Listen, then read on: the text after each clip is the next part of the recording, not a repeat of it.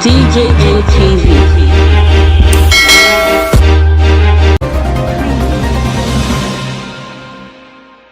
Nigeria don't get new dollar to naira scheme, says CBN.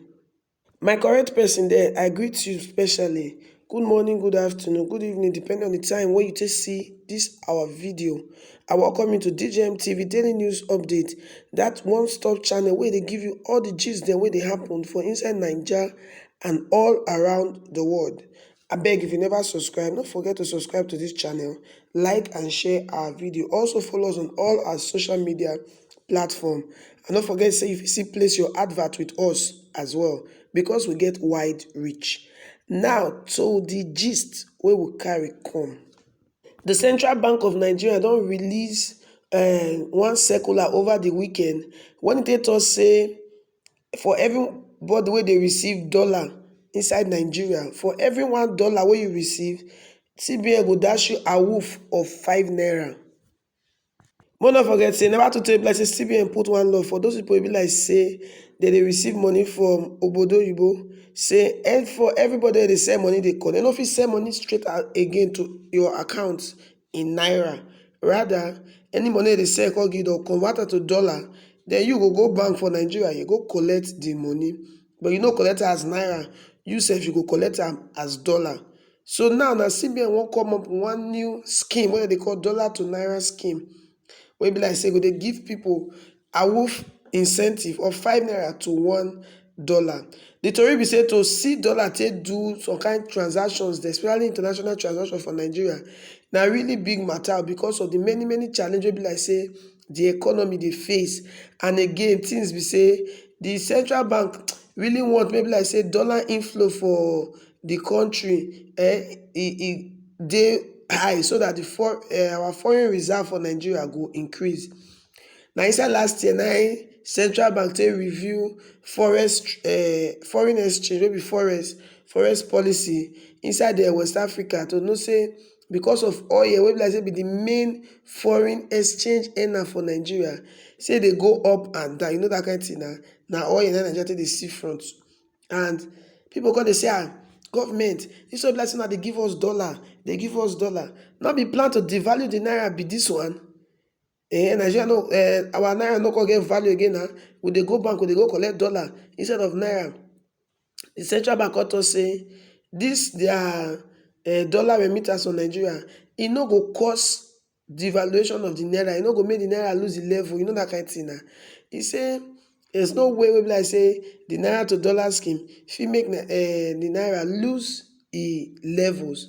So at the moment now, black market exchange rate for Nigeria now between 412 naira to 480 naira per dollar. So inside bank e fit less small, sometimes inside bank they do 380, sometimes inside bank they do 350, depends. And if you go collect dollar like this now, they go dash you 5 naira for every dollar when you collect. Suppose say for example now, somebody send you $50,000, you go get special awoof of 250,000 naira cash. They go give you for there, nothing like may you go come back. And they say this one, CBN na only they pay this special extra credit as part of their naira for dollar scheme. And I say this scheme go start on the 8th of March 2021 and it go end on the 8th of May 2021.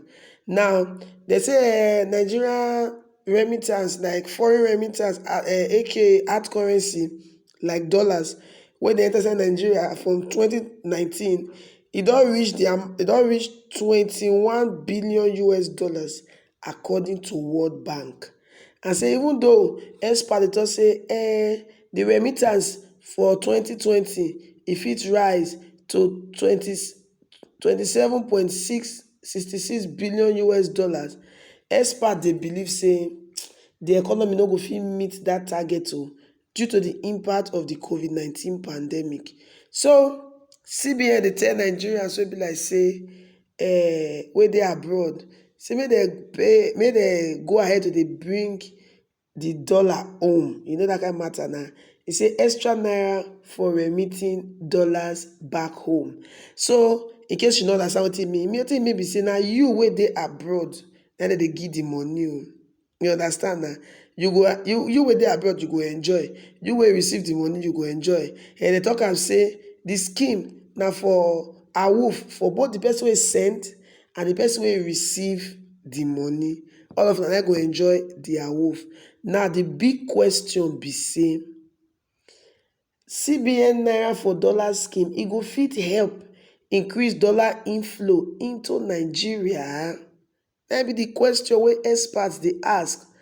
Others go dey wonder say, make una wait first o. Why dem dey use taxpayers money take dey do bonanza for people wey dey receive international foreign currency? Like, I no understand. Why dem go use my money take dey dash people? E be like say dem dey go receive dollars. How dat go take affect me? How e go take make me rich? And another question people don ask be say, now dem dey say the thing go start 8th of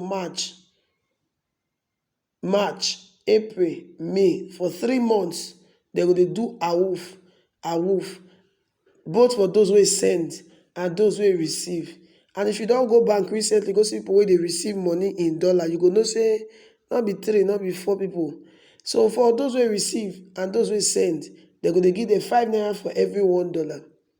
How much na this naira for dollar scheme go cost Nigeria by Saturday 8th of May 2021, when e be like say the scheme go end? Oh, you dey feel say na, oh no, the thing go end o, na just 3 months dem wan do am o. But people dey wonder that by the end of May 2021, how much central bank go come outside say dem don spend? Me and you know say for Nigeria, nothing goes for nothing. Dem no dey do free thing o. At the end of the day na, central bank can come out and come talk say we don spend so and so amount of money to take give people wey receive money, people wey send money. That one now fit be another avenue to take you know that kind of thing na, to take pack some of our money, put for some kind places dem. Well, we never know, but we dey hope say the outcome of this naira for dollar scheme, abi dollar for naira scheme, e no go be something be like say Nigerians go say why dem even do am at all. Well, for you, I no know how you see this matter. Chook mouth put. Tell us wetin you think about this new scheme wey dem don bring called naira for dollar scheme. E good? You sure say e go make sense? Say for every $1 wey you receive, they'll give you 5 naira. That means say for the person wey send the money to, for every $1 when you send, they'll give you 5 naira. It makes sense. E go help Nigeria. Abi, you see the matter, e get as e go be. Chook mouth put for the matter. Make you not forget say, we dey wait for your comment. We wan read your comment. We wan know wetin you think about this matter. Now here we take come to the end of this edition of DJM TV Daily News Update. Don't forget to like and to share this video, I beg. And if you never subscribe, do well to subscribe.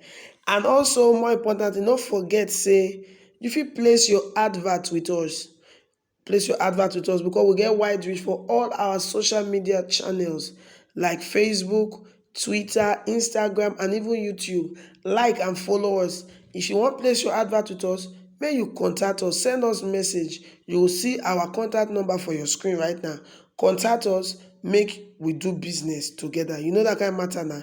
So that you sef, as we dey smile, you sef you go dey smile. Well, my people, my name na Lauru Favor, and I may bring you this edition of DJM TV Daily News Update. Until we meet again, no forget, say, I dey always give una one word every day. No forget, say, anybody wey fail to plan, dey plan to fail. So, plan now. Una well done. DJM TV. DJM TV.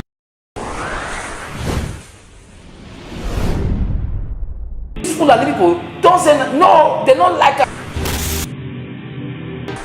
Welcome to DJM TV. DJM TV. DJM TV.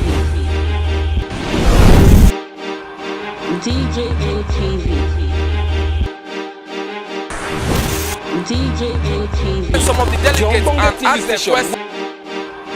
DJM TV.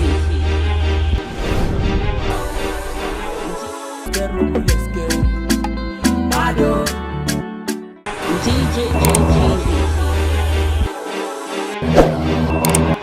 JTV.